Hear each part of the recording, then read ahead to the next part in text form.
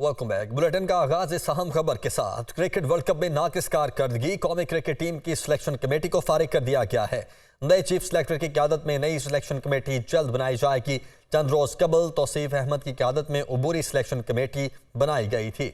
Asia cup और world cup में बदतरीन performance पर Babar Azam, Mickey Arthur, bread Hayden भी तलब कर लिए गए हैं। तो क्रिकेट वर्ल्ड कप में नाकिस कारकर्दगी की बिना पर कौमी क्रिकेट टीम की सिलेक्शन कमेटी को फारिग कर दिया गया है। नए चीफ सिलेक्टर की क़यादत में नई सिलेक्शन कमेटी जल्द ही बनाई जाएगी और चंद रोज कबल तौसीफ अहमद की क़यादत में अबूरी सिलेक्शन कमेटी बनाई गई थी। एशिया कप और वर्ल्ड कप में बदतरीन परफॉर्मेंस पर बाबर आजम, मिकी आर्थर और ब्रैड हेडन को भी तलब कर लिया गया है। उसामा गौरी हमारे साथ मौजूद हैं। उसामा, बताएगा, सिलेक्शन कमेटी को फारिग कर दिया गया है, अब कितने टाइम में नई कमेटी बनाई जाएगी? कौन कौन से इसके मेंबरान थे जिनको फारिग किया गया? अजी बिल्कुल, कौमी क्रिकेट टीम की जो सिलेक्शन कमेटी थी जिसने एशिया कप और वर्ल्ड कप के लिए कौमी स्क्वाड का ऐलान किया था, उनको फारिग कर दिया गया है। आज ही पाकिस्तान क्रिकेट बोर्ड की जानिब से ये बड़ा फैसला सामने आया है, क्योंकि वर्ल्ड कप में नाकिस कारकर्दगी के बाद Pakistan cricket board management committee के चेयरमैन ज़का अशरफ ने मुलाकातों का सिलसिला शुरू कर दिया है। आज अभी Pakistan cricket board head quarter में यूनुस खान, सुहेल तनवीर और साबिक कप्तान मोहम्मद हफीज़ से chairman PCB management committee Zaka Ashraf की मुलाकात जारी है। और इसी दौरान ये फैसला आया कि जो सिलेक्शन कमेटी चंद रोज कबल तौसीफ अहमद की सरबराही में बनाई गई थी, वो अबूरी सिलेक्शन कमेटी थी और ये उसी सिलेक्शन कमेटी का हिस्सादार थे जिसने वर्ल्ड कप के लिए और एशिया कप के लिए कौमी क्रिकेट टीम का ऐलान किया था, जिसके चीफ सेलेक्टर इंतजामुल हक थे, जिन्होंने चंद रोज कबल ही अपने ओहदे से खुद ही इस्तीफा दे दिया था। वर्ल्ड कप की नाकिस कारकर्दगी के बाद वर्ल्ड कप के बाद चीफ सेलेक्टर जो है वो इंतजामुल हक, उन्होंने इस्तीफा दिया। उसके बाद चंद रोज बाद ही पीसीबी ने तौसीफ अहमद की सरबराही में एक नई अबूरी सिलेक्शन कमेटी बनाई थी, जिसका जो पहली असाइनमेंट थी वो दौरा ऑस्ट्रेलिया के लिए पाकिस्तान क्रिकेट टीम का ऐलान करना था। ठीक है उसामा, आप साथ रहिएगा। मिर्जा इकबाल बेग, स्पोर्ट्स तजियाकार, हमारे साथ मौजूद हैं। इकबाल साहब, आप क्या समझते हैं कि ये डिसीजन ठीक है सिलेक्शन कमेटी को फारिग करना, और क्या तमाम तर जो जिम्मेदारी है वो सिलेक्शन कमेटी की ही थी? हर वर्ल्ड कप के बाद इसी तरह का तमाशा लगता है कि सिलेक्शन कमेटी को सैक कर दिया जाता है, कप्तान को हटा दिया जाता है।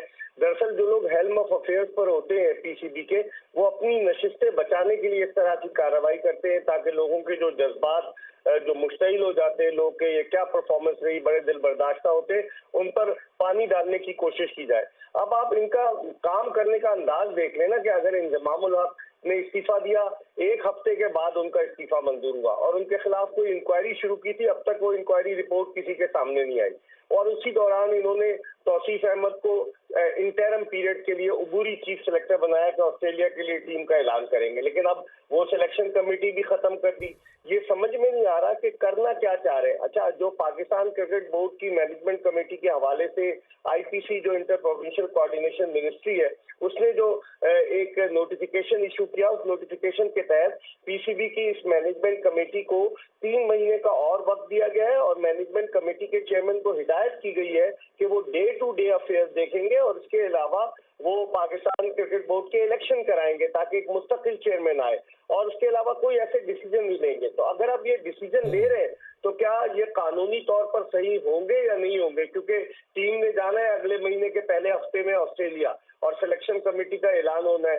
तो अगर बिल्कुल ठीक है, सिलेक्शन कमेटी का ऐलान होना है। मिर्जा इकबाल बेग हमारे साथ मौजूद है, बहुत शुक्रिया। उसामा, आपका भी बहुत शुक्रिया। तो आगे बढ़ते हुए आपको बताएं कि सियासी मैदान में हलचल। नून लीग ने बलोचिस्तान का रुख कर लिया है। नून लीग के कायद नवाज शरीफ की पार्टी रहनुमाओं के हमरा कोयटा आमद हुई है। शहबाज शरीफ, मरियम नवाज और दीगर अहम रहनुमा भी नवाज शरीफ के हमरा कोयटा पहुंचे हैं। नवाज शरीफ से आज साबिक वज़ीर आला जाम कमाल और दीगर रहनुमा मुलाकातें करेंगे। इसी हवाले से क्या डिटेल्स हैं ये जान लेते हैं। फरीदुल्लाह खान हमारे साथ मौजूद हैं। फरीद, आगाह कीजिए।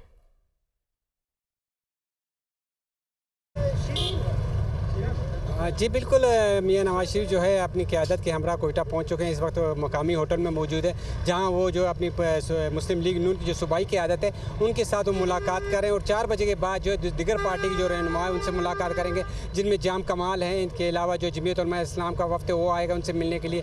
BNP मैंगल का वफ़द वो आएगा। नेशनल पार्टी का वफ़द डॉक्टर अब्दुल मालिक की क़यादत में आएगा, वो मिलेगा। पश्तूनख्वा मिली अवामी पार्टी का यहाँ वफ़द आएगा। इस मौके पर जो था मीडिया से बातचीत करते जो सूबाई रहनुमा सरदार याकूब नासिर, उनका कहना था है कि मियां नवाज शरीफ तमाम पार्टियों से मिलेंगे, क्योंकि पाकिस्तान हम सब का है, हम तमाम मिल के बातें करें और आइंदा इलेक्शन के लिए सीट एडजस्टमेंट पर भी हम बातचीत करेंगे।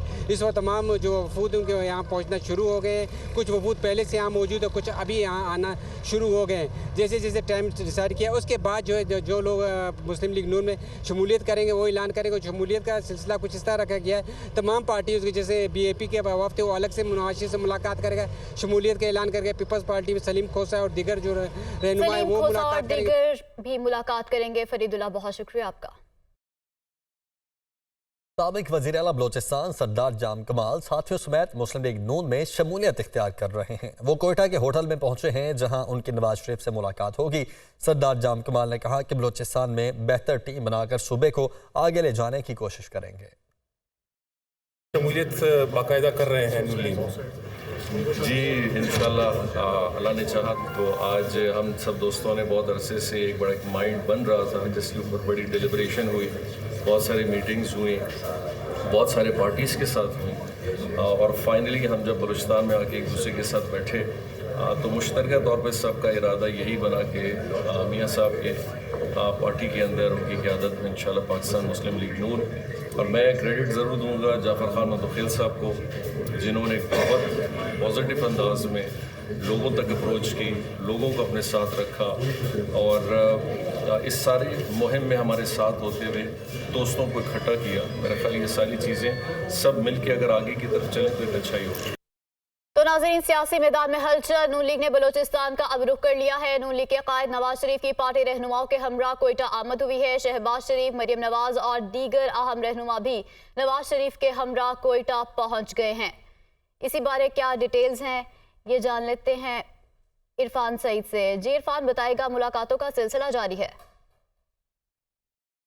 नवाज शरीफ साहब अब से कुछ देर पहले कोयटा पहुंचे हैं। कोयटा एयरपोर्ट से सीधा वो मकामी होटल पहुंचे हैं जहां पर अब से कुछ देर बाद उनकी जो मुख्तलिफ सियासी जमातों के रहनुमाओं से मुलाकातों का शेड्यूल है, जिनमें जमीयत का एक वक्त मुलाकात करेगा। इसके अलावा नेशनल पार्टी के डेलीगेशन मुलाकात करेगा। अपने पार्टी वर्करों से भी उनकी मुलाकात का सिलसिला शुरू हो जाएगा थोड़ी देर बाद। जाम कमाल जो साबिक वज़ीर आला बलूचिस्तान थे, इसके अलावा बाप पार्टी के जो दीगर अरकान हैं वो भी आज अपनी शमूलियत का ऐलान करेंगे। जाम कमाल भी इस वक्त मकामी होटल में पहुंच चुके हैं। इस वक्त मुख्तलिफ अपनी सियासी जमातों के जो कायदीन के साथ उनकी मुलाकात का शेड्यूल है वो कुछ देर बाद शुरू होगा, जिसमें BNP मेंगल का एक वफ्द है। इसके साथ सादिक संजरानी जो साबिक चेयरमैन सेनेट है वो भी, उनके बारे में भी बताया जा रहा है कि उनकी भी मुलाकात है मियाँ नवाज शरीफ से।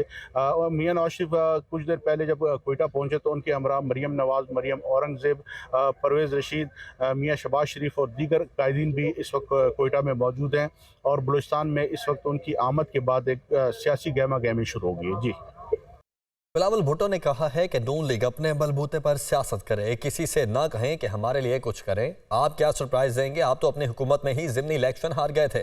लाहौर में मियाँ साहब को कुछ मुश्किलात हैं, इसीलिए वो दूसरे सूबों में जा रहे हैं। मियाँ साहब को पंजाब में अपनी मुश्किलात पर फोकस करना चाहिए। हमारा किसी इदारे से कोई झगड़ा नहीं, level playing field Peoples Party को कभी नहीं मिली, हर पिच पर खेलने को तैयार हैं। बिलावल भुट्टो मिट्टी में न्यूज़ कॉन्फ्रेंस कर रहे थे।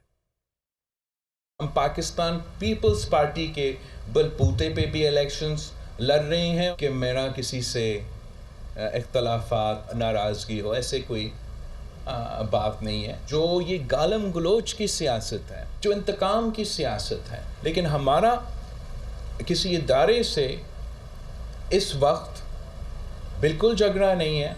Level playing field Pakistan Peoples Party को कभी नहीं मिली। पीपल्स पार्टी हर पिच पे खेलने के लिए तैयार है। मेरा ख्याल में मियाँ साहब को ये तजवीज़ दिया गया है कि इसलिए लाहौर में मुस्लिम लीग के लिए आजकल मुश्किलात पैदा किए गए हैं, तो ये तजवीज़ किया गया है कि दूसरे सूबे में जाके कद सीट के पीछे जो है वो मियाँ साहब को ये तकलीफ़ दिया गया कि वो ख़ुद पहुँचे। मेरा तजवीज़ ये होगा वो लाहौर पे ही फोकस करें। इतना कहूँगा कि अपनी जमात पे भरोसा करो, अपनी जमात के थ्रू सियासत करो। किसी दूसरे इदारे को ना कहें कि आप मेरे लिए सियासत करें, आप मेरे लिए जगह बनाएं। वो तो मेरे ख्याल में सही नहीं रहेगा। सही यही रहेगा कि नून लीग अपने बलबूते पे सियासत करें। सरप्राइज़ वो खुद बताएंगे सरप्राइज़ क्या होगा। मैंने वैसे ऐसे सियासत नहीं देखी यार। जो 20 की 20 बाई इलेक्शंस हो, वफाक का भी हुकूमत हो, सूबाई हुकूमत हो, और वो इलेक्शंस हारे, सरप्राइज क्या देंगे आप हमें जनरल इलेक्शन में भाई। मैंने तो कैबिनेट मीटिंग में कहा था कि आप तारीख रकम करने जा रहे हो। पहले हुकूमत जो अपने हुकूमत में ही बाई इलेक्शन से भाग रहे हो, ये सियासत आपने कभी पहले देखा है?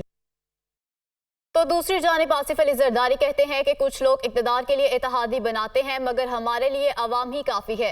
अवाम के कदमों में सियासी जन्नत है। आसिफ अली जरदारी की जानिब से मजीद कहा गया कि पीपल्स पार्टी के खिलाफ माजी में भी इत्तेहाद बनाए गए।